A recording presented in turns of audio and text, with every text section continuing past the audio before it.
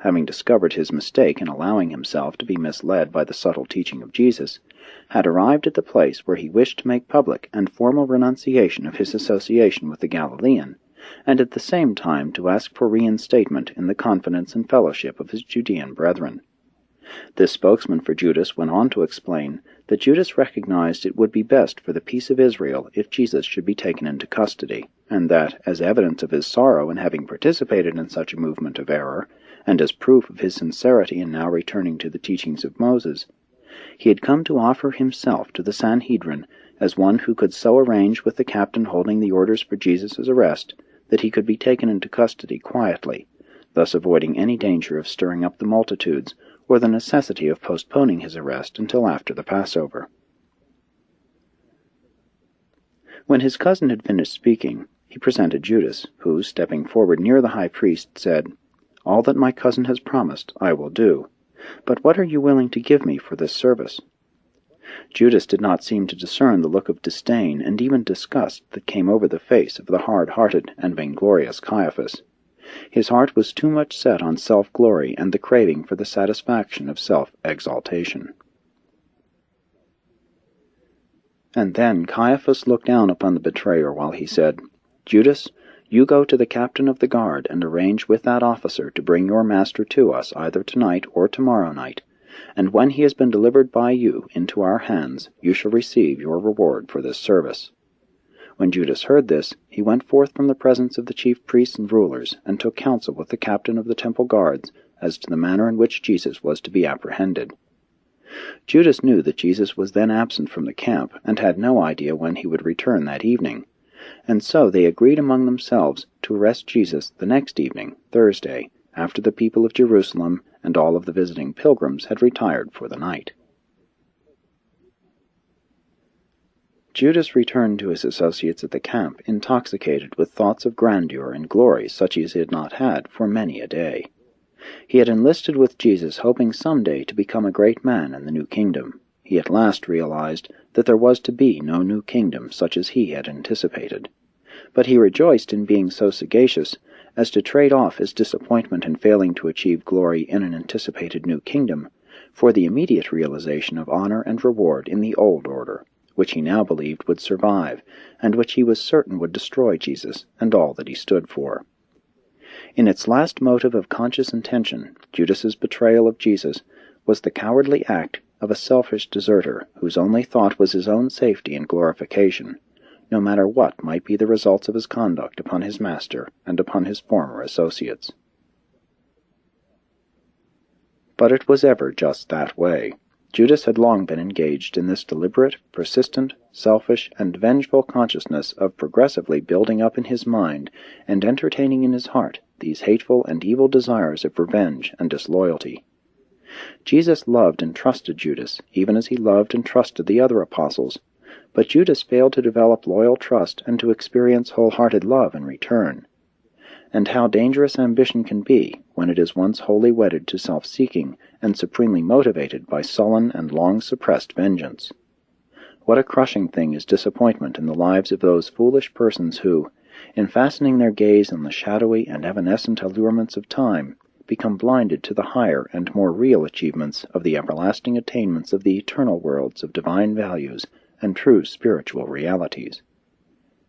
Judas craved worldly honor in his mind, and grew to love this desire with his whole heart. The other apostles likewise craved this same worldly honor in their minds, but with their hearts they loved Jesus, and were doing their best to learn to love the truths which he taught them. Judas did not realize it at this time, but he had been a subconscious critic of Jesus ever since John the Baptist was beheaded by Herod. Deep down in his heart, Judas always resented the fact that Jesus did not save John. You should not forget that Judas had been a disciple of John before he became a follower of Jesus. And all these accumulations of human resentment and bitter disappointment which Judas had laid by in his soul in habiliments of hate were now well organized in his subconscious mind and ready to spring up to engulf him when he once dared to separate himself from the supporting influence of his brethren, while at the same time exposing himself to the clever insinuations and subtle ridicule of the enemies of Jesus. Every time Judas allowed his hopes to soar high, and Jesus would do or say something to dash them to pieces, there was always left in Judas's heart a scar of bitter resentment, and as these scars multiplied, presently that heart, so often wounded, lost all real affection for the one who had inflicted this distasteful experience upon a well-intentioned but cowardly and self-centered personality. Judas did not realize it, but he was a coward.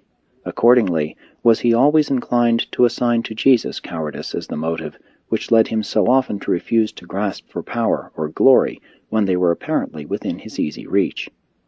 And every mortal man knows full well how love, even when once genuine, can, through disappointment, jealousy, and long-continued resentment, be eventually turned into actual hate.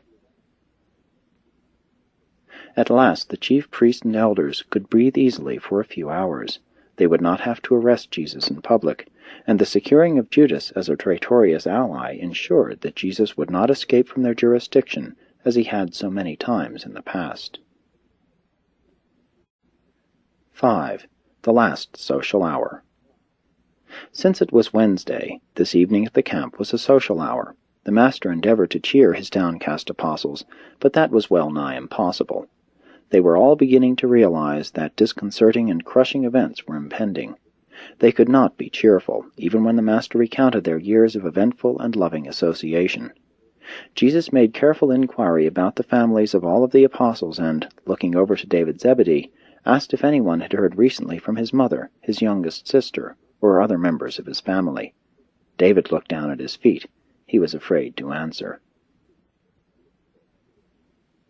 This was the occasion of Jesus' warning his followers to beware of the support of the multitude. He recounted their experiences in Galilee, when time and again great throngs of people enthusiastically followed them around, and then just as ardently turned against them and returned to their former ways of believing and living.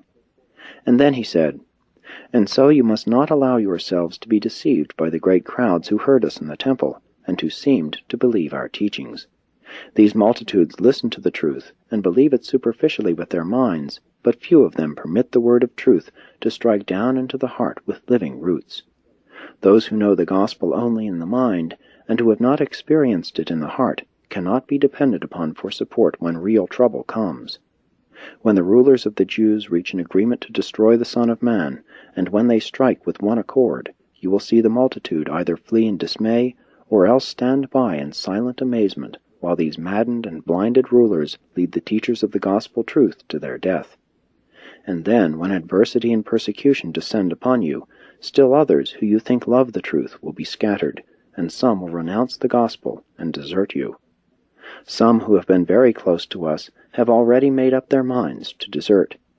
You have rested today in preparation for those times which are now upon us. Watch, therefore, and pray that on the morrow you may be strengthened for the days that are just ahead." The atmosphere of the camp was charged with an inexplicable tension. Silent messengers came and went, communicating with only David Zebedee. Before the evening had passed, certain ones knew that Lazarus had taken hasty flight from Bethany. John Mark was ominously silent after returning to camp, notwithstanding he had spent the whole day in the Master's company. Every effort to persuade him to talk only indicated clearly that Jesus had told him not to talk. Even the Master's good cheer and his unusual sociability frightened them. They all felt the certain drawing upon them of the terrible isolation which they realized was about to descend with crashing suddenness and inescapable terror. They vaguely sensed what was coming, and none felt prepared to face the test. The Master had been away all day. They had missed him tremendously. This Wednesday evening was the low-tide mark of their spiritual status up to the actual hour of the Master's death. Although the next day was one more day nearer the tragic Friday, still he was with them, and they passed through its anxious hours more gracefully. It was just before midnight when Jesus, knowing this would be the last night he would ever sleep through with his chosen family on earth, said, as he dispersed them for the night, "Go to your sleep, my brethren, and peace be upon you till we rise on the morrow, one more day to do the Father's will and experience the joy of knowing that we are his sons."